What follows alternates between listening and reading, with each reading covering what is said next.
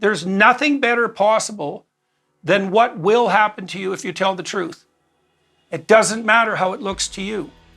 And that's a terrifying thing, because obviously you get in trouble for telling the truth. That's why everyone lies.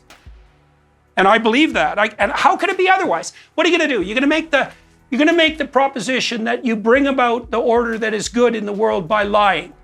Who the hell believes that? No one believes that. They might think they can get away with it. They might use it for manipulative purposes. But no one thinks that the path to paradise is paved with lies. If you believed that, it would destroy you, if you truly believed it. Dr. Jordan B. Peterson is a world-renowned clinical psychologist, professor emeritus at the University of Toronto, and online educator known for his influential lectures on religious belief, narrative mythology, and personality analysis. In 2016, Jordan's public criticism of Canada's Bill C-16 catapulted him into the limelight, but his academic expertise and talent for storytelling have made Dr. Peterson one of the world's most popular sources of moral guidance and self-improvement. From his best-selling books like 12 Rules for Life to his online programs and live lectures, Dr. Peterson has helped millions of people reflect on their lives and develop a vision for their future. Notwithstanding those tremendous accomplishments, Canadian courts are currently in pursuit of Dr. Peterson's medical license, mandating he undergo social media training to be able to continue to practice, a truly Orwellian intervention and violation of free speech. Jordan's partnership with us here at the Daily Wire was a natural extension of his outspokenness on subjects like gender, personal responsibility, political correctness, and academic freedom. In his latest series, Foundations of the West, Jordan travels to Jerusalem, Athens, and Rome to uncover the ancient roots of Western civilization. I was glad to join Jordan in the first part of the series where we traversed the hills of Jerusalem and discussed the sacred stories at the heart of the West's early flourishing. In today's episode, Jordan shares a few behind-the-scenes anecdotes from the series filming, his personal religious journey, and his observations on the biblical themes of risk and sacrifice. It's always a pleasure and a privilege to talk with Jordan. I can't recommend enough his latest series, Foundations of the West, available right now at Daily Wire Plus. Stay tuned. Don't miss Dr. Jordan B. Peterson's latest insights on this episode of the Sunday Special.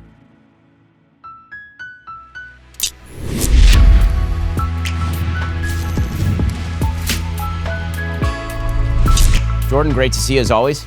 Good to see you, Ben. Thanks for the invitation. Yeah, absolutely. So let's talk about this series that we did one episode of together, maybe two episodes of together. Yep. But you did a bunch of episodes, Foundations of the West. So you and I were in Jerusalem together, and then you went to Athens with Spencer Clavin. You went to Rome with Bishop Barron. You went with Jonathan Pajot to pretty much all of these. It was an amazing series. What were kind of your biggest takeaways? What were the most interesting things for you in terms of the filming? That's a hard thing to specify because so much of it was remarkable. I mean, how do you compare Athens, Rome, and Jerusalem? Those are high points. I really enjoyed going through the archaeological expeditions with you. That was a good day. It was really exciting and interesting and somewhat terrifying to go up to the Al-Aqsa site on the Temple Mount. That was weird in 15 different dimensions, not least because we were under the watchful gaze of the religious hypocrites and totalitarians, which is always extraordinarily pleasant. And so that was fascinating. The dinners we had in those beautiful locations, and we filmed them, of course, that's up on the Daily Wire now. The episode you and I did in Jerusalem, going down into the archaeological digs to see the palace of King David, to walk the pathway from the Pool of Siloam upward towards Temple Mount, the same pathway Christ walked on. That was, insanely interesting. Then with Pajot, we walked the stations of the cross and ended up in the Church of the Holy Sepulchre, which was also crazily interesting and enlightening. And then I was in St. Peter's with Bishop Barron, and so that's a pretty good deal, and walked around the Acropolis with Spencer Clavin. And I think the editing team did a lovely job of putting things together. What did you think? I liked our dinner, too. I loved it, too. I mean, it's just a beautiful series, and it is just a reminder that, we in the West, we're sort of removed from history in the sense that all of the vicissitudes of history, we've been shielded from those really since the end of World War II. And so our sense of place and our sense of time has been warped by that. I mean, many people who are my age don't even remember the Cold War. And so the idea of serious hardship or the passage of people through time or standing on the shoulders of history. America is such a new country. I mean, it really is such an amazingly new country that when you're walking streets that are 3,000 years old, and when you're uncovering sites that are going back, 1,000 years before the birth of Christ, and then when you're walking through Athens or Rome, and you're discovering the deep roots of your civilization, it is something I think that's going to be new for a lot of people who tend to think of the West as a new place, when in reality, the West is a very, very old place. And I think that the fact that so many people in the West don't even know about their own roots is really kind of shocking. And that only becomes clear to you when you actually walk the sites and you're standing next to stones that were piled atop those other stones several thousand years ago. Yeah, well, I think also, I'm hoping that we did a good job of juxtaposing the beauty of those sites and the spectacular depth that's uncovered, say, in the archaeological digs, with some conversation about the significance of the axis between Athens and Jerusalem and Rome and its determinative effect on Western civilization. I'm kind of hoping that we got more deeply into that philosophically and intellectually than would be the case with the typical documentary. I mean, we tried to do that because our conversations were unscripted. You know, it's been interesting doing these documentaries and the series with the Daily Wire because our documentaries really are unscripted. And so it's quite a testament to the skill of the editing team and also to all of the technicians who are recording audio and video that we can walk around like that, have those spontaneous conversations, have them recorded on audio and video, and then edited into something that, well, I think it looks doesn't look very professional. It is very professional and impactful. So I was very pleased with it, and it was an incredibly interesting opportunity and a privilege to be able to undertake it. And I would also like to say that, you know, I've been very impressed with the Daily Wire's entrepreneurial daring. You know, I make these proposals like the Foundations of the West proposal or the Exodus seminar or the seminar that we recently did on the Gospels, which is coming out relatively soon too. And the answer from the Daily Wire people is always yes, which is really quite something because it's not inexpensive and it's very high risk, especially because it's not scripted. And so anyways, what did you think of it? We had a great time in Jerusalem, you and I. Yeah, it's a wonderful journey. So again, this series, for folks who haven't seen it, is Foundations of the West. And we're bringing out a piece of new content with you literally every week for the rest of the year. I mean, that's how much content we've made with you and banked with you. And it really is all fascinating and spectacular stuff. Some of the backstory for people who may not have seen the episode or stuff that didn't necessarily make it to film. When you and I are sitting up atop City of David, which is right over a very controversial area in East Jerusalem called Silwan, which is, you know, there are a lot of terror connections in Silwan. And there was a point during dinner where there was a person in a nearby house who's actually shining a laser pointer at us. I remember during that dinner and had figured out sort of what was going on. And there's a fair bit of tension during the filming of those episodes. And I think that it's a reminder that, you know, all of these streams of history that are crossed and that go back thousands of years, they have very significant real world effects. And certainly in the episode that you and I filmed together in Jerusalem, you could feel that. I mean, you mentioned going up to the Temple Mount, and obviously your wife was wearing a cross and she was told to put that away by the authorities on the Temple Mount because of all of the hatred and rage that emerges if people of one type pray there and that's not allowed and all of that sort of thing. You know, that sort of stuff is very real for folks. And so I think it's a really fascinating combination of the ancient and the real world effects of that, which is, I think when you and I spend a lot of time discussing politics, not just philosophy or psychology. And the thing about politics is that politics is really just the very surface level of that. I was discussing this actually recently with Spencer Klavan, and one of the things that we were talking about was at the Democratic National Convention, they opened the Democratic National Convention with a land acknowledgement. And that just feels like kind of, at this point in American life, you know, whatever, it's like a throwaway thing that you do because you went to university or whatever. Yeah, it's not. It's not at all. Like, that actually has deep philosophical roots, and to understand the deep philosophical roots of both the West and the people who oppose the West, you actually have to learn about it, investigate it, and in many cases go to these places. Yeah, well, I'm really thrilled that we had the opportunity at a personal level to actually just do it. I mean, that was a crazy opportunity. And then also to bring it to this wide public audience. And so that's extremely exciting. And again, my kudos to the editing team. You guys have at the Daily Wire, I guess we have extremely professional, high quality editors. And I really want to highlight the difficulty of editing because we shot a lot more footage than we used. And it takes real discrimination and judgment to piece together a conversation, to edit it down to something approximating 50 minutes, to make that coherent, to keep the vitality alive during all of that, to give it a narrative arc, to select the proper images. And they did a bang up job. A lot of that was Jonathan Hay. Of course, he's not the only one, but kudos to them, that's for sure. Yeah, and I'm really looking forward to the rest of the episodes. I haven't seen them, right? I saw the trailer, and then I just watched our episode 2 days ago, both the walk around that we did and our investigation underground into the archaeological digs, which are spectacular, but also the dinner we had, which I also thought worked out quite nicely. It was a remarkably coherent 45 minutes of film, given that it was a spontaneous conversation. And so, a lot of the credit there is obviously due to you. So, because you're such a remarkable conversationalist, but it was very gratifying to see that this is working.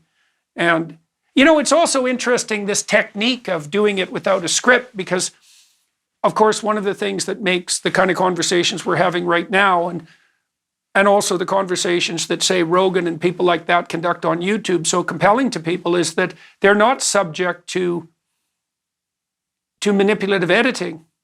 What you see is what you get. And there's something, it's a lot harder to lie spontaneously.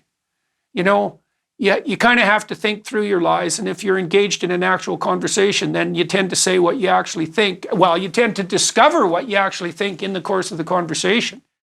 We'll get to more with Jordan in just a moment. First, here at Daily Wire, we've hired a lot of highly skilled people to be a part of this growing creative powerhouse. Editors, attorneys, engineers, you name it, like Jake. Jake started with us over a year ago, from traveling the world with me, forcing me to practice my Hebrew, and much more. Yes, both of our Hebrews, not amazing. But thanks to Jake, I've been able to continue creating thousands of leftist tears every day. All right, enough feelings for one day. But the facts are, if you're looking for amazing hires like Jake and our entire Daily Wire team, you need to go to ZipRecruiter, where its smart technology excels at finding top talent for all your roles fast.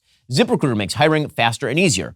4 out of 5 employers who post on ZipRecruiter get a quality candidate within the very first day. Today, you can try it for free at this exclusive web address, ZipRecruiter.com/dailywire. Once again, that's ZipRecruiter.com/dailywire. We're constantly looking to upgrade our workforce here. That's why we use ZipRecruiter. You should do exactly the same thing. Head on over to ZipRecruiter.com/dailywire and try it for free. ZipRecruiter.com/dailywire.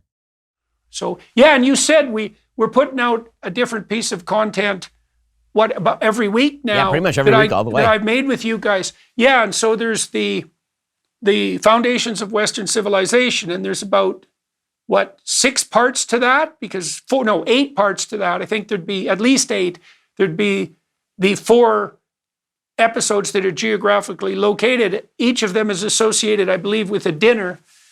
And then we have the gospel seminar, which is multi-part, like the Exodus seminar was. And I tell you, Ben, that went spectacularly well. We missed you.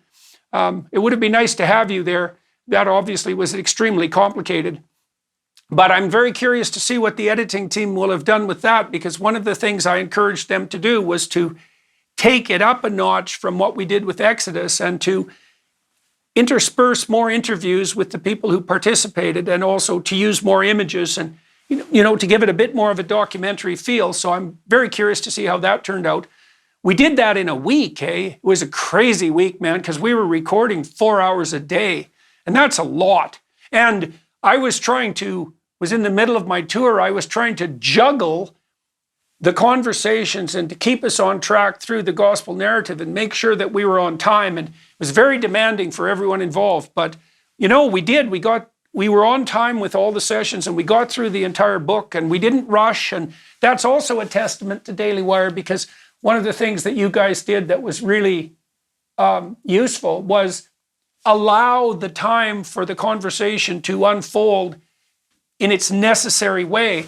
We doubled the length of the Exodus seminar, and the Daily Wire went along with that immediately. It's very daring. And I guess the Exodus seminar was very successful. I heard from, that apart from the Matt Walsh's What is a Woman, it was maybe the second most popular thing that's been put out. So yes, that's so right. Cool. No, it's really, really successful. And again, you exploring all these topics with such fascinating minds, obviously, is a huge market for that. And obviously, you're also extremely busy. I mean, you're traveling. I don't know how you have the energy to do it. You're traveling the world. You're giving lectures almost every night. And then you have your book that's coming out at the end of the year in November. We who struggle with God, we who wrestle with God. We who wrestle with God. We who wrestle with God. Yeah. And that's going to be fascinating as well, especially because there's been so much speculation about your own religious worldview and your own religious journey and where you are in that. How much of you in terms of your own kind of personal religious journey is in that book? Well, in some ways it's saturated with that, because what I'm doing is revealing my developing understanding of these stories. Like, I've been studying foundational narratives for a very long time. How did I learn to do that? By reading Freud, by reading Jung, by reading Mircea Eliade, by reading Erich Neumann. The same thing applies to Mircea Eliade, the Romanian historian of religions. If the academy, if the Western institutions of higher education would have taken the Neumann, Eliade, Jung approach to literary interpretation, we wouldn't be in the culture war we're in now. They were right, and they were right. They got it right. And I think we're actually going to reveal that with large language models eventually, because it's come to my attention that what the psychoanalysts were doing with their association work, free association in dream interpretation and narrative interpretation and amplification, is identical in the cognitive realm to what the large language models are doing with their mapping of the statistical regularity between concepts. And so the best way to think, Freud thought about a symbol, say a sexual symbol, as a substitute for a deeper truth that was a consequence of repression, right? So repressed content would come out in symbolic form. And that's almost true in the way that many of the things Freud said were almost true. And it was a useful error.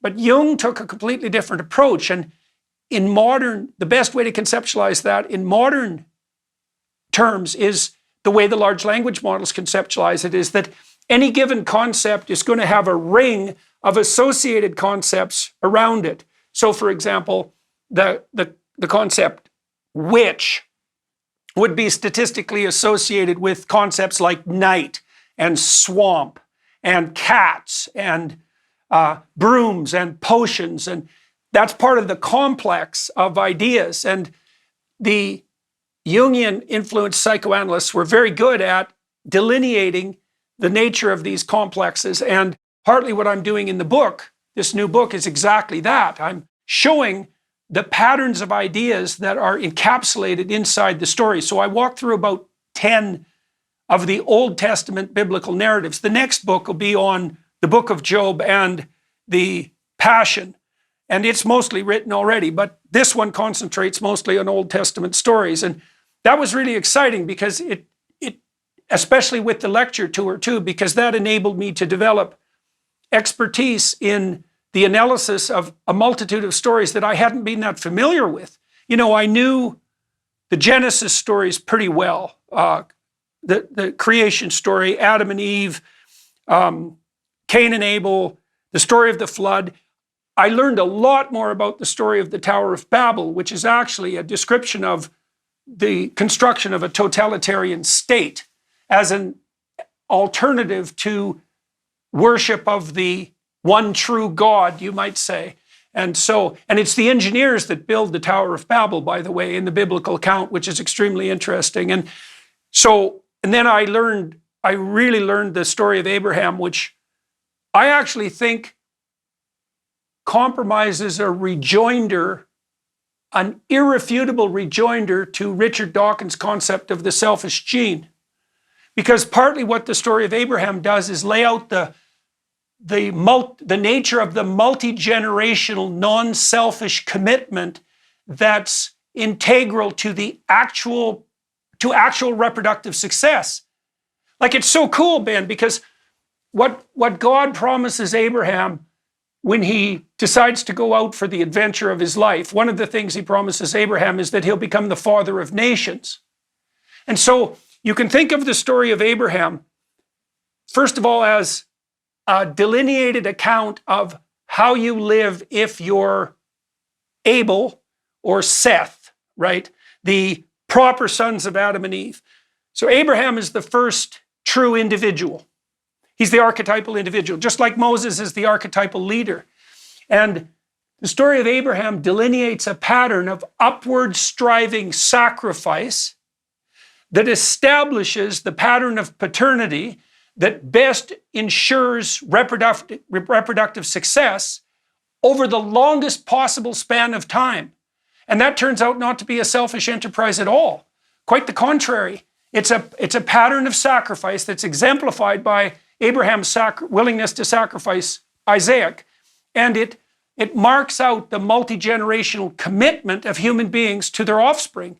And so that was really fun to take apart. And I think it's unassailable because the mistake Dawkins made in The Selfish Gene was assuming that reproduction and sex were the same thing. And that's not true. It's true for mosquitoes and it's true for puffballs, but it's not true for human beings because we're high investment reproducers. And I think this is irrefutable scientifically because part of the explanation the evolutionary biologists have for our lifespan is that grandparents, perhaps particularly grandmothers, but also grandfathers, are necessary for the successful propagation of children. And so the mere fact that we live much longer than we're fertile, especially in the case of women, is an indicator that there's a pattern of non-selfish sacrifice that's key to establishing reproduction that's successful across the generations. And so, anyways, that's just a fraction of what's in the book. I had a blast taking apart the story of Jonah, which is a story of the costs of remaining silent when your conscience tells you to speak. I really developed a much deeper understanding of how the divine is characterized in the Old Testament. And I think the best immediate characterization is that the divine is the dynamic between conscience and calling. And you could even think about that as the dynamic between positive and negative emotion, because that locks it into the instinctual realm. So the calling, what interests you, has its autonomy, right? Because you don't really pick what interests you, it picks you. And it calls to your positive emotion. It calls to what compels you forward, which is the definition of positive emotion from a neuroscience perspective. And so that's part of the manifestation of the autonomous divine.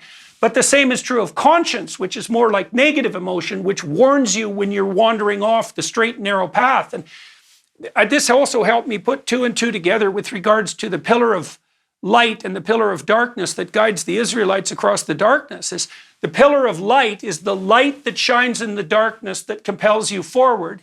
And the pillar of darkness is the warning, even in the midst of plenty, that there's darkness to be contended with. And it's the dynamic between those two things that guides you when you escape from tyranny and you're lost. And that's so cool. Like, it's completely understandable. And I think it's profoundly true. And it unites the divine and the instinctual, which is like, if truth is a unity, the biological and the theological are eventually going to unite. And I'm hoping that this book is a major step forward in exactly that endeavor. And I actually think it is.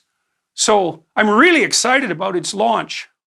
Get to more on this in just a moment. First, are you still struggling with back taxes or unfiled returns? Handling this alone, that would be dumb. It can cost you thousands of bucks. In these challenging times, your best offense is Tax Network USA. With over 14 years of experience, the experts at Tax Network USA have saved their clients millions in back taxes. Regardless of the size of your tax issue, their expertise will work to your advantage. Tax Network USA offers 3 key services: protection, compliance, and settlement. Upon signing up, Tax Network USA will immediately contact the IRS to secure a protection order, ensuring that aggressive collection activities like garnishments, levies, or property seizures are halted. If you haven't filed in a while, if you need amended returns, or if you're missing records, Tax Network USA's expert tax preparers will update all your filings to eliminate the risk of IRS enforcement. Then they'll create a settlement strategy to reduce or eliminate your tax debt. The IRS is the largest collection agency in the world. Now that tax season is over, collection season has begun. Tax Network USA can even help with state tax issues. For a complimentary consultation, call today 1-800-958-1000 or visit their website at tnusa.com/Shapiro. That's 1-800-958-1000 or visit tnusa.com/Shapiro today. Don't let the IRS take advantage of you. Get the help you need with Tax Network USA. It's awesome. And the fact that you've spent so much time taking the biblical text seriously, I think for a lot of religious people, is an amazing thing, because for years, for generations, basically there's been this false dichotomy that's been drawn between quote unquote the reasonable and then the faith community. And it's been propagated through myths like the Galileo sort of rewriting of history, this idea that faith is dramatically opposed to reason, sort of a bizarre Enlightenment idea that is really not united with history. And religious people have taken it that way. And so they've dissociated from the scientific community in large ways. And the scientific community has taken it that way. And so they've dissociated from religion in large ways. And so the idea of just actually looking at the text, examining the text, and seeing what there is to see is an amazing thing that you've done in reopening the book for people, for both who are religious to sort of a scientific neurocognitive perspective, and people who are scientific to, hey, maybe there's a reason that these pieces of data have lasted for thousands of years and been central to the development of the civilizations in which you live. Well, one of the things I really tried to do in the book, and this was for me as well, is I tried to make sure that every point I made could be just as justified from the material and biological upward as from the divine downward. So as far as I'm concerned, and that's especially true because I believe that there is a unity of knowledge underlying everything, that all the points I made had to be justifiable from both those perspectives. And I don't care personally whether the material world strives upward towards the divine or the divine world descends downward into the material. I think you can look at it either way, and probably you should look at it both ways simultaneously. And one of the things I'm trying to do in the book, which I actually think I do successfully, is to explain exactly what that means. It's interesting too, Ben, I know a lot of evangelical Christians in Washington, a very admirable community of people that I know there, and they're much more biblically literalist than I'm inclined to be. And I asked a number of them the last time I was in Washington, because they come to my lectures, for example, and I've got to know this community quite well, how they're responding to the sorts of interpretations that I've been laying out. And the universal response was that it had done nothing but deepen their faith. And so that's also extremely exciting. And it's also given me a much more profound understanding of the organic relationship between Judaism and Christianity. There's plenty to work out on that front, and that's for sure, which was partly why it would have been nice to have you in the gospel seminar. But, one of the unfortunate elements of a certain kind of Christianity is the insistence that there's quite a delineation between the New Testament and the Old Testament. And there's truth in that in some ways, but in many ways, it's not the case that this stage is set in the Old Testament in a very profound way, and also in a way that I think is inevitable. This is actually something I want to discuss with you in detail at some point, maybe after you read the book, because, there is an idea, a religious idea, that the passion is implicit in the Old Testament. And I actually think that's true. I think we might be able to demonstrate that statistically at some point, actually, given the progress of these large language models. But I'd like to discuss with you, once you do take a look at the book, exactly what that signifies, what you make of it. Let me give you a quick example of that. So this is so cool, Ben. So the fundamental message of the Old Testament, maybe there's two. One is that we live in relationship with something. Like the human mode of being is relationship. Okay, so do we have a relationship with the transcendent? Well, we have a relationship of one sort or the other because we're finite and we face what's infinite. So we have a relationship. It might be one of negation. It might be nihilistic. It doesn't matter. It's a relationship of some sort. And so having established that, you might say, well, how is the relationship characterized in the biblical corpus? And it's characterized sacrificially. And I understood what that meant because there's an insistence in the biblical text that the community is predicated on sacrifice. And of course that's true. And here's why. Of course it's true. The reason for that is that, well, if you're in a community, it's not all about you. If you're a solitary animal, it's all about you. If you're a 2-year-old, although there are some social instincts that start to make themselves manifest, it's all about you. As you mature and you establish reciprocal relationships with other people, and you extend your viewpoint into the future, so you establish a relationship with your future self, you sacrifice your short-term impulsive hedonistic whims. And so, and you have to do that because otherwise you're not a communal being. You're a solitary being. Okay, so now you understand that the community is predicated on sacrifice. Well, the next question arises immediately, which is, okay, what's the most effective possible form of sacrifice? And that's actually what the biblical stories investigate. That's why you have that strange spectacle of Abraham offering Isaac to God, which, you know, the atheist types point to the malevolence of a God who would demand that. But here's a rereading of that. It's like, well, first of all, Abraham doesn't have to sacrifice Isaac, right? When push comes to shove, God intervenes so that the actual sacrifice isn't necessary. Okay, so how do you understand that? Well, here's the issue. Do you offer your children up to what is highest or not? And the answer to that is, well, if you're a good parent, you offer your children up to what's highest. You don't protect them. You don't overshelter them. You put them out into the world. You have them confront the catastrophic chaos of reality, and you orient them towards what's highest. You have to let your children go. You have to offer them to the world in order to raise them properly. Well, and what's the implication of the biblical story? If you do that properly, if you sacrifice your children properly, what's highest, you get them back. Yeah, that's exactly right, man. It's clear.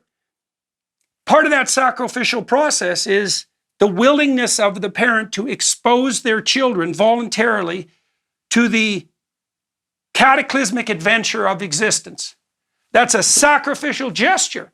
And so you see the stage is set. So one of the highest forms of sacrifice, obviously, if you're going to offer up something valuable, a child would be very high in that hierarchy.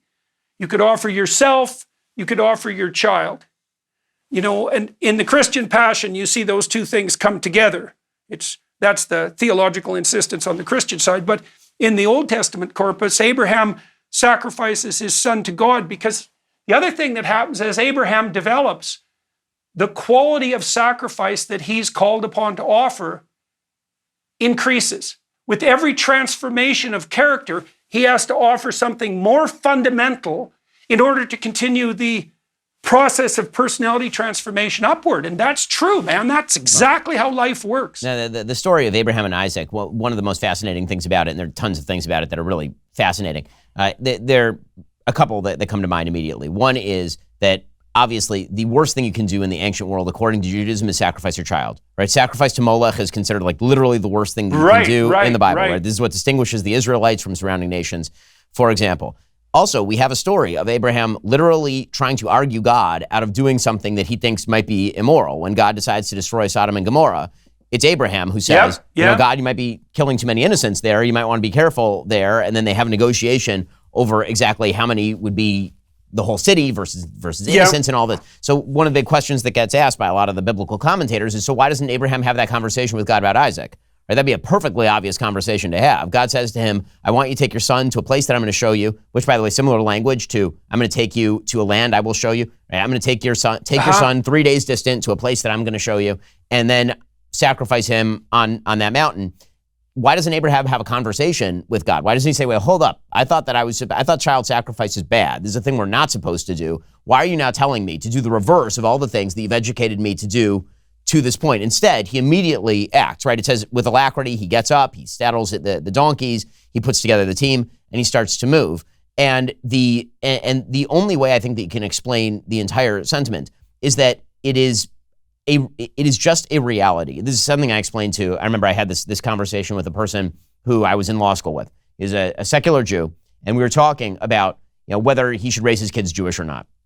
And he was saying, well, it would be stupid of me to raise my kids Jewish because it turns out that people really don't like Jews. There are a lot of people, as it turns out, who hate Jews, and it's a much more dangerous world if your kid is raised Jewish, and if you're visibly Jewish, it's even more dangerous than that. And so it seems to me that if I really care about my kid and I want to keep my kid safe, then the best thing I can do is not raise my kid Jewish. It would be to have my kid, you know, be raised secular or some other form of religion. And by the way, this was not an uncommon thought for Jews for multiple centuries. Was the best way out of the tribe was convert, get out, and that makes sure that your kids stay and safe. hide. Right, exactly. Yep. And so what the Bible is saying is that there is an inevitable reality, and that reality is that you must be willing to subject your kids to additional levels of danger in pursuit of the highest goal. You have to do that. This is what defines you as a human being. And it's not... Exactly. That's the same as exposure to the bronze serpent. Exactly. And it's the not, same message. And it's not a matter of, it really is not a matter of speculation, because the reality is in this particular story, God says to Abraham, okay, your kid is going to survive. There's a ram that's discovered. It's going to, the ram will be brought as a sacrifice instead. By the way, the Hebrew of sacrifice is korban. The root of that is karov, which means to become near. So, right, sacrifice is to become near to. Just like in love, if you make a sacrifice, you become nearer to the person. You sacrifice something, you make a korban, you become karov to it, you become close to it, meaning you become closer to God through sacrifice. But the bottom line is that for Jews throughout the centuries, and for Christians throughout the centuries, as it turns out, and for anybody who's a true religious believer, particularly in a minority area, that is not a it's not necessary that the outcome is that your kid gets saved. The reality is that throughout the centuries, very often the kid does not get saved. That is a very real risk. And to ignore that risk in favor of sort of the happy ending is to ignore the story. Because you're like, well, why have the story at all? What's the point of the story? And the point is that it could have gone the other way. And that would not have obviated the thing that Abraham did, right? The thing that Abraham does is he says that the risk must be taken. You see an analogous image to that in St. Peter's in Rome, and it's something that Bishop Barron and I discussed in the Foundations of the West. So there's a famous statue by Michelangelo, of course, in St. Peter's of Mary, who's the mother of God, right? So an archetype of the mother as such, right? The accepting mother who brings her child into the world willingly and gratefully, knowing full well that he'll be broken in every way. And that's the display of Mary, and which is essentially, I think, equivalent to the female crucifixion. And that's why it ended up in St. Peter's. And the thing is that the psychoanalysts figured this out in the first part of the 20th century, because they said the good mother necessarily fails. And what does that mean? Is, well, the maternal instinct is to protect and shelter. Right, but the problem is if you protect and shelter for too long, you weaken and destroy. That's the devouring mother. That's the terrible Oedipal mother that Freud's intuition pointed out to him so dreadfully accurately. And the good mother exposes her child fully to the catastrophe of the world in an embracing spirit. And this is not a trivial thing. The antinatalists, for example, and there's a huge antinatalist spirit in our culture, make the case formally that existence itself is so brutal that the moral thing to do is to strive to take consciousness out of the picture, to cease reproducing, because the pain of existence overwhelms the good and the utility of existence. That's part of the problem of construing existence in terms of pain and pleasure, which is already a pathological thing to do. But Mary is the absolute antithesis of the antinatalist doctrine. But she's also the mother who accepts deep in her heart that she's bringing a child in the world to be betrayed and broken and die. And that's part of the mystery of the sacrifice of the child upward towards what's highest, and part of the mystery of existence. And that's a very consistent motif through one of the things that really struck me about going through the Old Testament stories was the stunning underlying consistency of the message. It's so cool, because you see all these multiple characterizations of divinity. And so in Genesis, the divine is the force that confronts chaotic potential and makes the order that's good with truth. God, that's a great definition of the divine.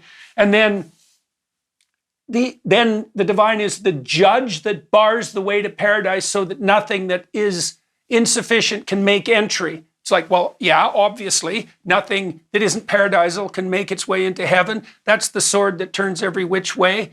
And then in the story of Cain and Abel, God is the divine is the goal and aim of all proper sacrifices, all the sacrifices that set the world straight, perfect, and the judge of all those who don't bring the best to the table.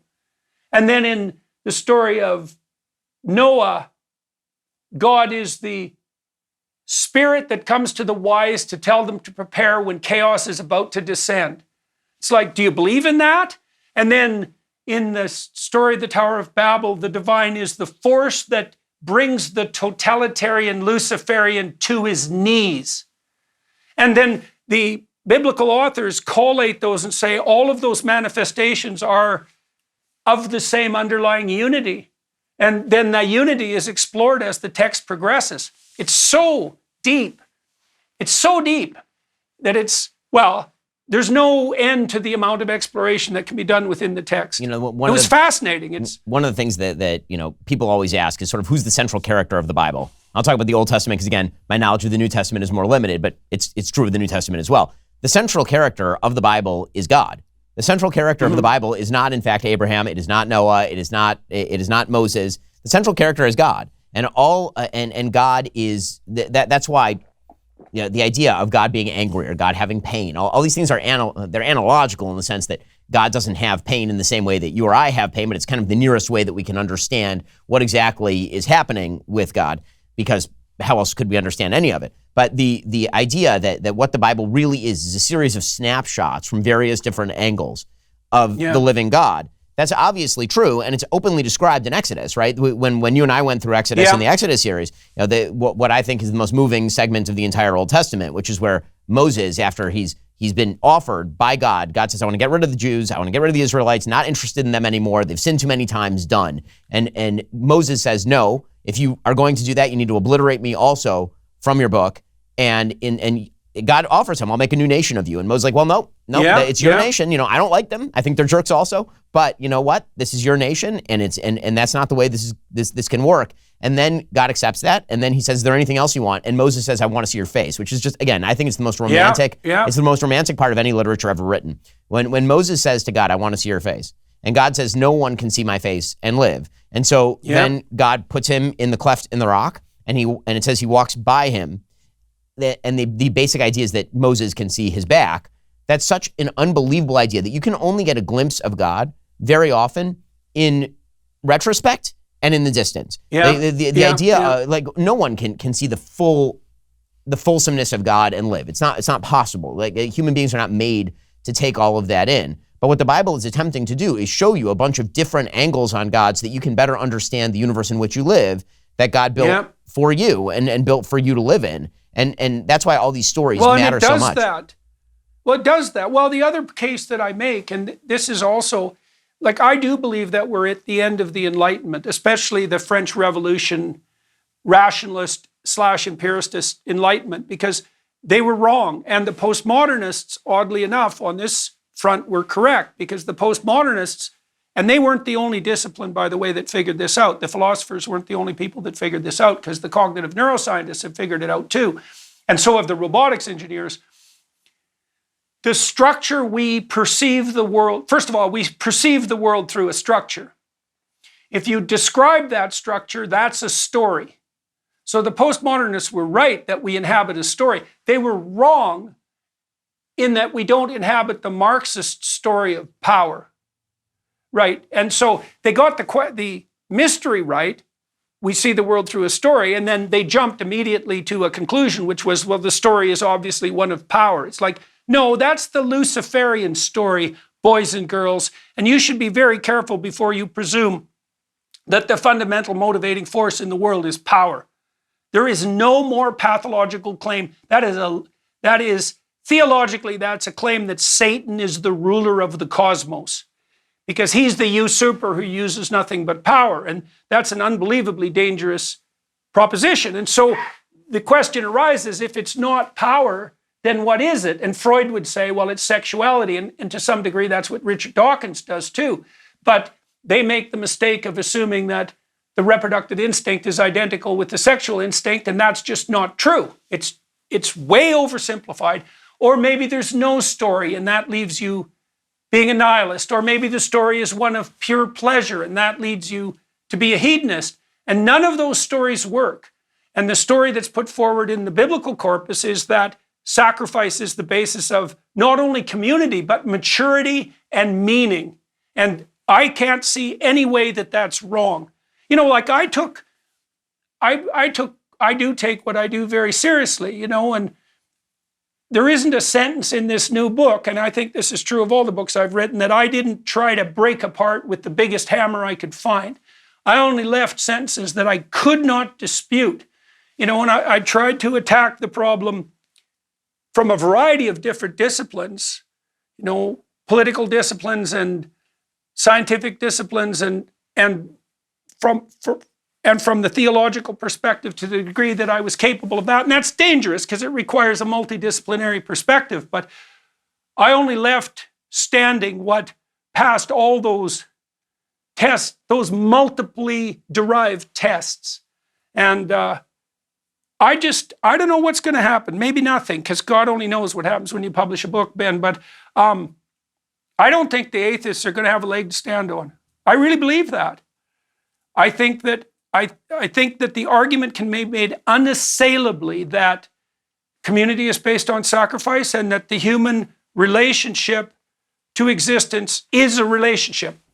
Right, and I think that point, it's really fascinating. I know that so many people have asked you before about your personal belief system. What is it do you believe? Do you believe in God? Are you a Christian? What is and the argument that I've always made when people ask why I believe in God is that phraseology is just wrong in its essence. I don't believe in God. I don't believe in God in the same way that I believe in a tautology like 2 + 2 = 4 or something. That's not the way that you interact with God. The way that you interact with the world is the way that you interact with God. You live, what I've said before is, I don't believe in God, I live in God. And the truth is, even most of the people who don't believe in God live in God, meaning they live a set of premises in their lives that are godly premises and cannot exist absent the premise of God. Right? As opposed to the sort of Laplace argument that God is a hypothesis of which there's no necessity, it's precisely the opposite. It's the only hypothesis that's necessary, because once you have a God, then the idea that there is a structure to the universe that is worth exploring, the idea that your choices matter, that there's a meaning in life, that there's something that's actually worth pursuing. Those are literal definitions of God as far as I'm concerned, right? And I think you're absolutely right. Like, we've made the huge mistake in the West. This is a massive mistake, and it's a consequence of a shallow and naive rationalism, that belief is to be defined propositionally. It's like, no, the theological belief is what you stake not your life on. That's not enough. What you believe theologically is what you stake your soul on. And you might say, well, why soul and not life? Because isn't life enough? It's like, no, because there are things that you'll stake your soul on that you would die for. So when you'll die for your children, for example. And so, well, how can that be? How can anything be more important to you than your life? Well, what is it that's more important than your life? Well, how about the divine is what's more important to you than your life? And that's a definition. And one of the things I do in the book insistently is to point out, we've been arguing about the wrong thing. And this goes for the new atheists, double even. God is an old man with a beard in the sky. It's like, no, there's nothing that points to that in the biblical stories. That's a complete bloody fabrication. It's the straw man argument of the worst kind. As you pointed out, for example, when push comes to shove in the biblical stories, the authors insist that God is fundamentally ineffable, right? Beyond definition. And that's why Moses, who's a great prophet, can only get a glimpse of him. And then you could see, well, God is reflected in these multiple characterizations, but he's hardly reduced to that. And to think about that as some old man in the sky that grants your wishes, that is the hypothesis of an arrogant 13-year-old with no theory of mind. It's so pathetic. Those texts are insanely deep. And the other thing that I've done in the book is I pointed out some of the connections between the stories in the book, like the story of the bronze serpent in the desert that Moses asks his people to gaze upon so that what's poisonous can't affect them. I tied that into Christ's revelation of himself as the bronze serpent in the desert, which is an insane association, right? It makes no sense. It spans 3,000 years. It comes out of the blue, and it's dead on point. It's dead on point. And I defy anyone to explain how that came about. To read the explanation.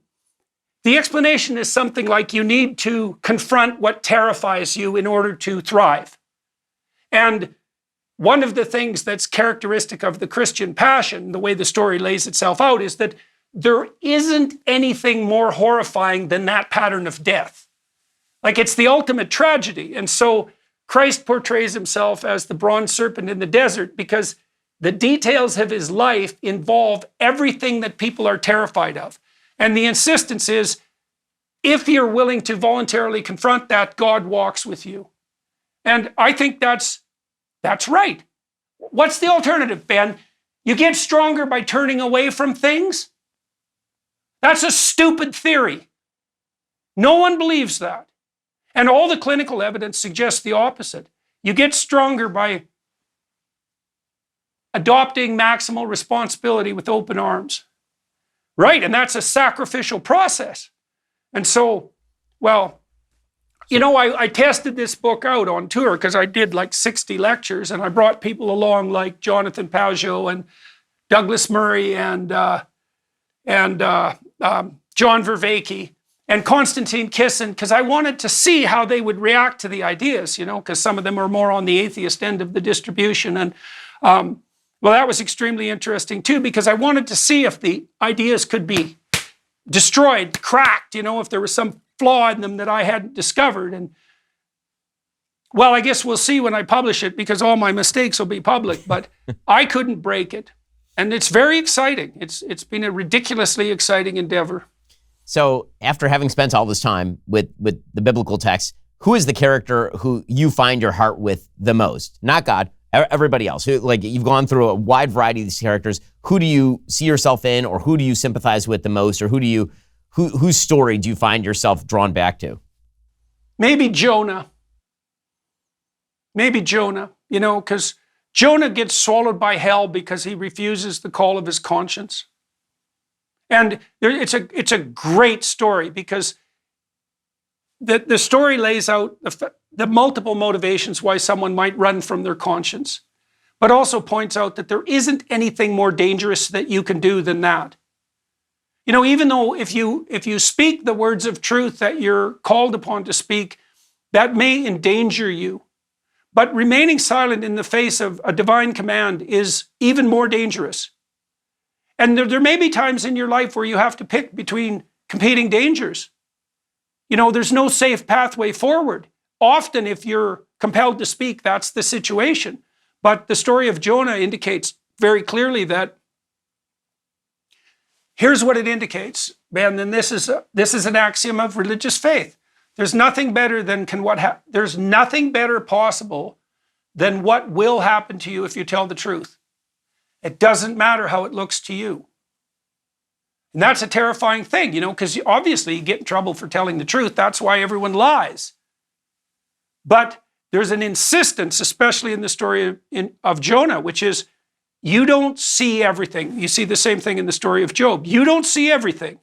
Your purview of perception is not broad enough. If you understood, you would see that there is no order better than the order you call forth with the words of truth. And I believe that. And how could it be otherwise? What are you going to do? You're going to make the proposition that you bring about the order that is good in the world by lying. Who the hell believes that? No one believes that. They might think they can get away with it. They might use it for manipulative purposes. But no one thinks that the path to paradise is paved with lies.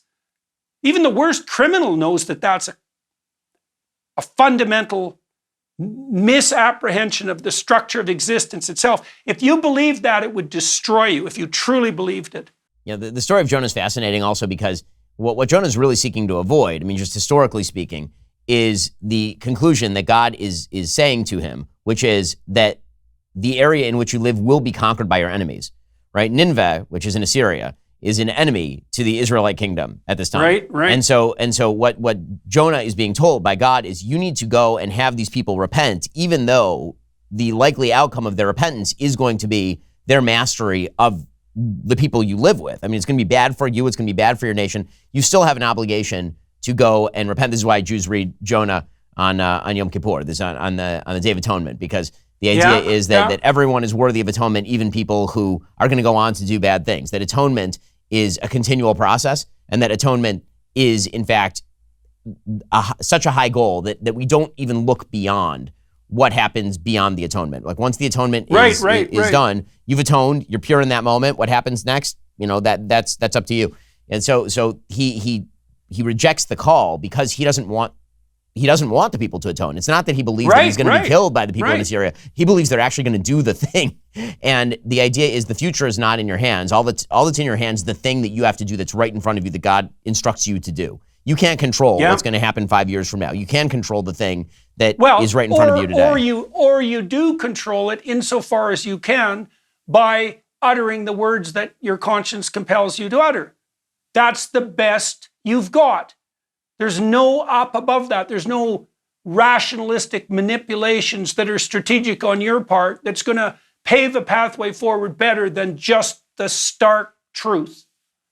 And so, yes, the stories were fun. It's so fun to take apart the story of Jonah. It's such a complex story. It's very, very comical too, and it's very realistic. I mean, the biblical stories are hyper realistic. It's very interesting to go through them. So yeah, that's very exciting, Ben. And what we're producing with the Daily Wire, that's very exciting. And the Gospel Seminar, that's a ridiculous opportunity. And we launched this online university 2 weeks ago, Peterson Academy, and we've got 25,000 students already. And so that's and people are happy with it by all appearances. And so all the courses come out real soon. And now we have enough capital we're going to find the best professors in the world on an ongoing basis, and we're going to film them at the highest possible quality, and we're going to distribute that at the lowest cost and educate everyone who wants to be educated. So that's fun. That's ridiculously entertaining. I mean, 15 years ago, is this what you imagined that you would be doing? I mean, it is kind of amazing, the trajectory from teaching psychology in Canada to doing what you're doing today. Well, Ben, I knew, students reacted to the material I was teaching in a way that was very unlike their reaction to most courses. And I was always kind of shocked that I got away with it, both at Harvard and at the University of Toronto, because I thought, boy, if anybody ever figures out what I'm teaching, there's going to be hell to pay. And of course, that eventually happened. But I knew that what I was describing had a revelatory quality. Now, I'm not attributing that to me. I read an essay by Carl Jung a long while back called The Relations Between the Ego and the Unconscious, and it's a very interesting essay. It's very hard to understand unless you know what he's talking about. And what he's talking about specifically in that essay is the danger of attributing the power of archetypal narrative to yourself, right? And so he warns against that very explicitly, that that's the pathway to a manic inflation or a pathological populism, a self-aggrandizement that's Luciferian. And it's a very strict warning. And so I was always very careful to understand that there's a very big difference between the messenger, let's say, and the message. And the fact that I was unveiling the deeper meanings of these archetypal stories, the power in that wasn't me. And so, but I did understand a very long time ago, probably when I first cracked some of these codes, so to speak, that there would be a stunning consequence of that. Because you can't delve into those stories without encountering the burning bush. You can't. And there's nothing that reveals itself with more might than, as Solzhenitsyn said, than a single word of the truth. And so I could see that, the typical student comment in my courses was, this course changed everything I thought, right? And that's a hell of and then it wasn't the course, it was the walking through the archetypal narratives. And that's what they're supposed to do. Now, we've forgotten them because we misapprehend them in the way that you described. We think that they're propositional hypotheses. They're not. They're descriptions of the structure through which we see the world. And now I think we can consciously understand that in a way that wasn't possible before. And that's a ridiculously exciting thing to participate in. So, Jordan, I would be remiss if I didn't get the update on the Canadian attempt to come after you using the mechanisms of DEI law. I know. So what is the latest update on the... my lawyers are in touch with the college. The college told us to get in touch with whoever's going to re-educate me, but they redacted the person's name in the documents. So I don't know who the hell to contact. And so I've got my lawyers straightening that out so that I can reach out to the social media expert, whatever the hell that is, so that I can be re-educated. And so, I don't exactly know how that's going to proceed, but I'm going to go along with the show, at least in part out of morbid curiosity. And my attitude towards it has changed slightly because I'm increasingly embarrassed to be identified as a professional psychologist because my colleagues have manifested such a shortage of spine in the face of the onslaught, let's say, by the gender-affirming care liars, that it's an embarrassment to have the profession that I have now, which I think increasingly does more harm than good. But by the same token, I'm not going to let a bunch of half-wit, DEI, radical leftist, utopian, lying pricks take my license away without a war. And so far my hand has been stayed, at least to some degree, by the necessity of behaving properly while the legal battle unfolded. But now it's sort of, all the gloves are off, boys and girls, and we're bloody well going to see how that turns out. So it's very annoying. And there's a part of me, maybe this is why I identify with Jonah, let's say, is I'd just as soon flee to Scottsdale, Arizona, where I have a house, and say, to hell with you, pikers. I don't need that trouble and harassment and all the expense and idiocy that goes along with it. But I think I have a moral obligation to see the show out to its end, whatever that might be. I can tell you the end isn't going to be what the people who are driving this strategic machination think it's going to be. That's for sure. So we'll see, Ben. Maybe I'll get Matt Walsh to re-educate me. He's a DEI certified, whatever the hell you are when you're DEI certified. And so... It's true. It's true. He has the qualifications. And he does. He has all the qualifications. Yeah. And so if he continues along this path, we will have to exile him to Canada. But Jordan, it's always great to see you. I can't wait to read the new book. Obviously, folks, go check out Foundations of the West, along with all the other Jordan content, the new piece of Jordan content dropping every single week from now till the end of the year. Amazing stuff. Jordan, great to see you. Yeah, good to see you, Ben. Maybe I'll send you a copy of the book if you don't mind. It sounds great. Look forward to it.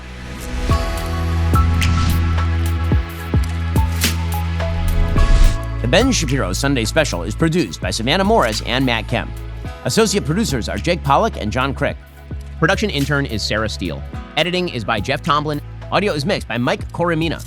Camera and lighting is by Zach Ginta. Hair, makeup, and wardrobe by Fabiola Cristina. Title graphics are by Cynthia Angulo. Executive assistant, Kelly Carvalho. Executive in charge of production is David Wormus. Executive producer, Justin Siegel. Executive producer, Jeremy Boring. The Ben Shapiro Show Sunday Special is a Daily Wire production. Copyright Daily Wire 2024.